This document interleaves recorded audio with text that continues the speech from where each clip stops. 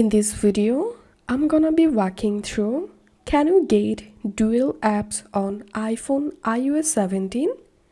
The answer is no.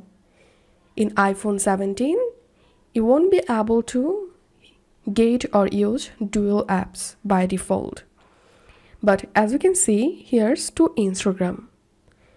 Now let's see how I installed these to Instagram here.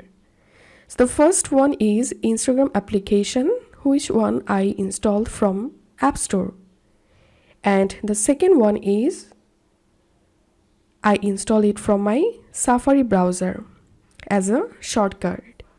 So to add any website or social media shortcut, open your Safari browser and simply open the social media or website. Then tap on the share button and here tap on add to home screen. Tap on add and that's how you'll be able to add or use dual apps on iPhone iOS 17. If you find this video helpful, don't forget to subscribe 5 Minute Solution. See you in the next video.